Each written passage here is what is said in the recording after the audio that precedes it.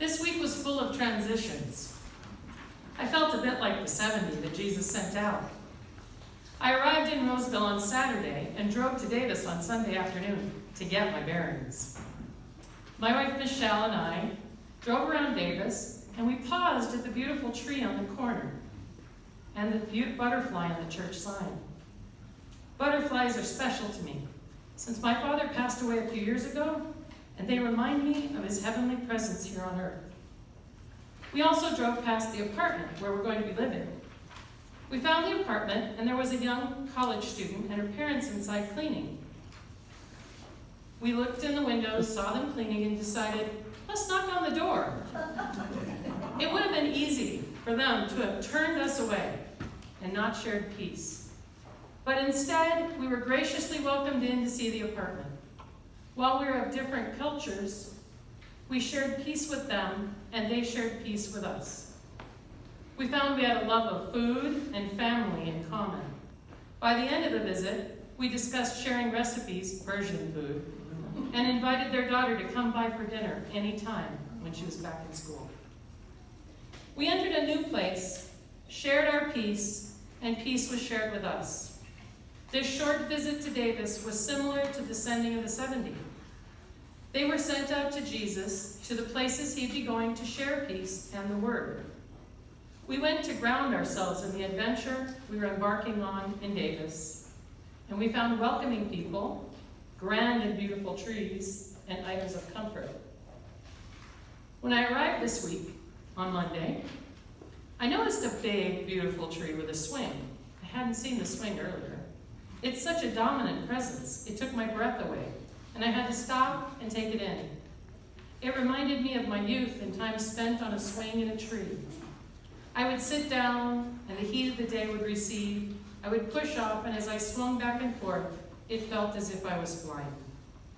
Little did I know that this was not just a big tree. It's a paradox walnut. Paradox means a statement that's seemingly contradictory or opposed to common sense, and yet is perhaps true.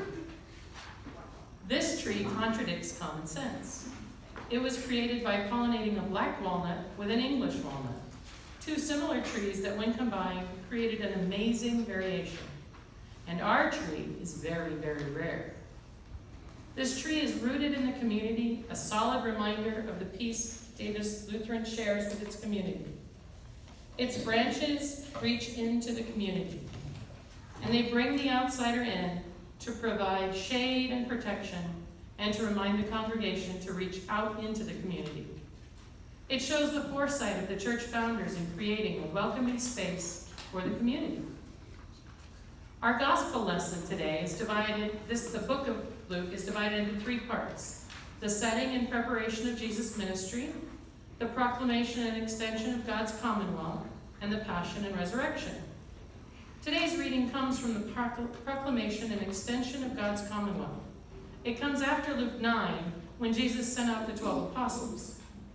Jesus is aware of the future, and he needs to send out more disciples to the places he will be traveling in order to proclaim that God's commonwealth is at hand. He commissioned 70 disciples to go in pairs to prepare communities for Jesus' imminent visit. Why did he send out 70? In some versions of the Bible, he sent out 72. In our translation, he sends out 70. This number is significant in many ways. 70 elders were sent up with Moses. They got to see the glory of God in action.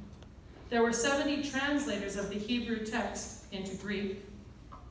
After the flood, there were 70 nations in the world descended from Noah. That's a little hard to believe. The 70 from Luke 10 were called to translate the word into everyday life. Why were they sent two by two? This was clarified for me when I read a book, Under the Overpass, by Mike Yankowski, last semester for one of my seminary classes. It was about a young man in college who decided he couldn't minister to the homeless if he didn't understand homelessness. So he created a plan to spend 5 months living homeless in 6 different cities. His plan was ambitious, and after talking to a group of advisors, he realized that Jesus sent the disciples out 2 by 2, and that he needed to have a partner in this adventure. Why did he need a partner? To combat fear and loneliness, to have spiritual companionship, for safety and protection. He needed someone to have his back in the same way that Jesus has our back. They learned several things, one being some churches could be the most unwelcoming places to people who appear homeless.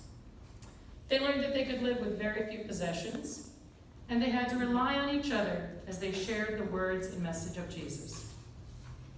What is the message that Luke has for us in daily life? He tells the disciples to go out with nothing. Most of us have a hard time leaving our houses without our keys, wallet, phone. We're called to simplify. While it's good to be prepared, we also need to be less reliant on things and more reliant on the Holy Spirit.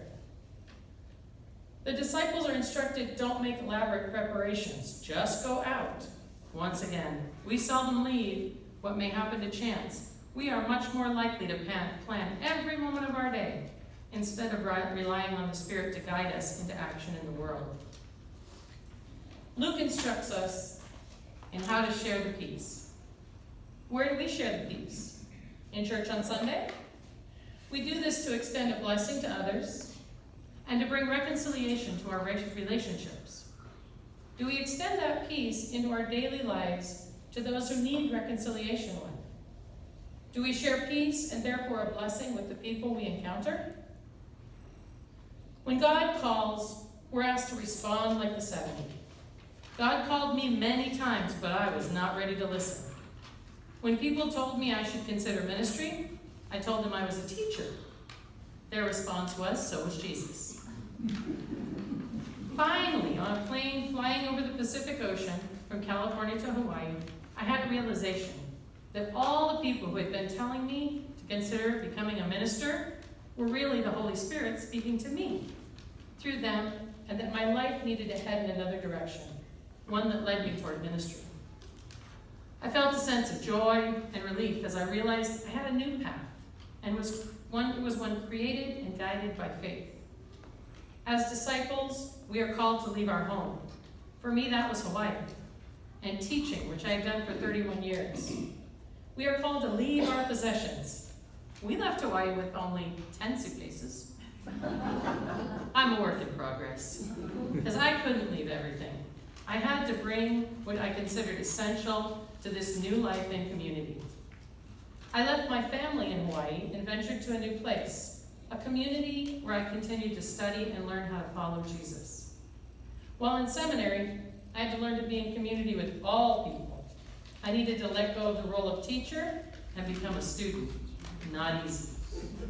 I needed to learn how to incorporate my sense of culture with people of different cultures and identities, which was not always easy. In Galatians, our second reading today, Paul was writing to a group of churches about how to live in community. It was a circular letter meant to be passed around from church to church. The letter's main purpose was to instruct these communities on how to be kind to each other and show God's love to both those within the community and outside the community. They are called to restore with gentleness and humility. In the season of heavy burdens, they're called to step in and help with the load.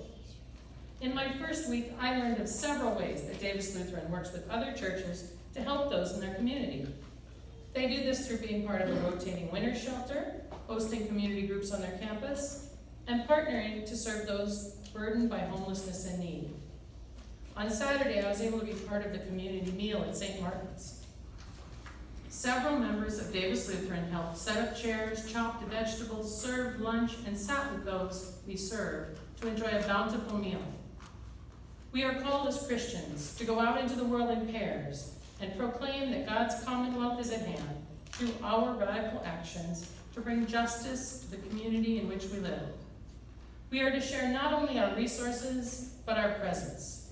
We are called to share compassion and joy in equal measures with those we encounter. Amen. Amen.